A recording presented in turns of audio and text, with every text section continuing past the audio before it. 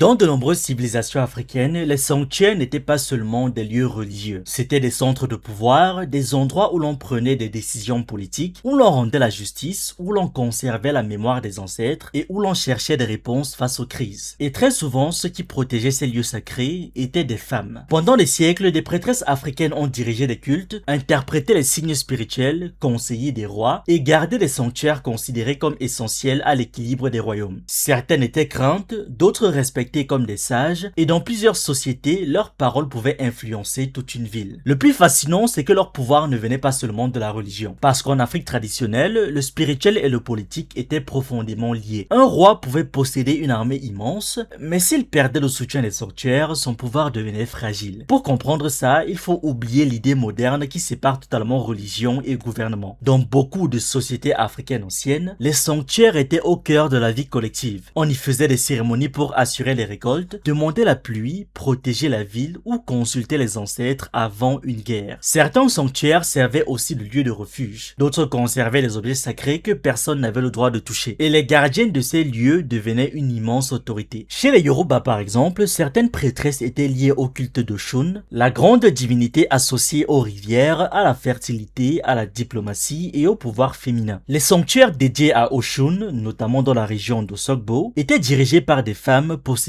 un statut très élevé. Elles organisaient des rites, transmettaient les traditions et servaient parfois d'intermédiaires entre le monde spirituel et les dirigeants politiques. Le sanctuaire n'était pas simplement un temple, c'était un espace protégé, presque vivant, où chaque geste possédait une signification sacrée. Certaines gardiennes consacraient leur vie entière à ces lieux. Elles devaient respecter des règles précises, interdictions alimentaires, périodes de retraite spirituelle, rituels de purification. Leur fonction exigeait une discipline énorme. Et leur influence dépassait largement la religion. Parce qu'un sanctuaire attirait des pèlerins, des commerçants, des chefs politiques et parfois même des étrangers venus demander conseil. Avant de continuer, si tu aimes ce contenu et que tu souhaites en découvrir plus, n'hésite pas à nous rejoindre sur la plateforme d'Iba World. Contrôler un lieu sacré signifiait souvent contrôler un espace stratégique. Dans le royaume du Dahomey, situé dans l'actuel Bénin, plusieurs femmes occupaient aussi des fonctions religieuses importantes. Certaines étaient responsables des cultes royaux et participaient directement aux cérémonies liées au pouvoir du roi. Le palais royal lui-même possédait des espaces sacrés protégés par des femmes spécialement formées. Et dans plusieurs régions d'Afrique centrale, les prêtresses jouaient un rôle essentiel dans les sociétés initiatiques. Elles guidaient les rites de passage, enseignaient les traditions spirituelles et transmettaient des connaissances sur les plantes médicinales, les ancêtres ou les symboles sacrés. Car les sanctuaires étaient aussi des lieux de savoir. On y conservait des récits historiques, des chants anciens, des techniques de guérison et parfois même des connaissances astronomiques ou agricoles. Les gardiennes devenaient donc des protectrices de la mémoire collective. Dans certaines communautés, elles étaient capables d'identifier les plantes médicinales les plus rares, de préparer des remèdes complexes ou de conduire des cérémonies destinées à soigner les malades. Et plus leur réputation grandissait, plus leur autorité augmentait. Certaines personnes parcouraient des centaines de kilomètres pour consulter une prêtresse réputée. Mais cette influence pouvait aussi provoquer des tensions, parce qu'une femme respectée spirituellement pouvait devenir une figure politique très puissante. Certains rois cherchaient donc à obtenir le soutien des sanctuaires pour renforcer leur légitimité. Cela donnait aux gardiennes de sanctuaires une capacité d'influence énorme. Elles pouvaient parfois calmer des conflits entre clans, empêcher certaines guerres ou au contraire soutenir un clan particulier pendant une crise. Et dans certaines régions, les sanctuaires étaient considérés comme inviolables. Même des armées ennemies hésitaient à attaquer certains lieux sacrés par peur des conséquences spirituelles. Les gardiennes devenaient alors des protectrices d'espace que personne n'osait profaner. Aujourd'hui encore, des sanctuaires africains continuent d'exister. Le bois sacré d'Osun Osogbo au Nigeria par exemple, reste un important centre spirituel Yoruba. Chaque année, des milliers de personnes participent au festival consacré à Oshun, perpétuant des pratiques vieilles de plusieurs siècles. Et dans plusieurs régions d'Afrique, les femmes continuent de jouer des rôles spirituels majeurs. Et dans des sociétés où le spirituel faisait partie intégrante de la vie quotidienne, cela faisait d'elles des figures absolument centrales. Car garder un sanctuaire, dans beaucoup de cultures africaines, ce n'était pas simplement surveiller un bâtiment. C'était protéger le lien entre les vivants, les ancêtres et les forces invisibles censées maintenir l'ordre du monde. Merci d'avoir regardé cette vidéo. N'oubliez pas de liker, de partager et de donner votre avis en commentaire. Vous pouvez aussi nous suivre sur nos différentes plateformes Facebook, YouTube, TikTok et surtout sur le réseau social africain d'Iba World, disponible sur Android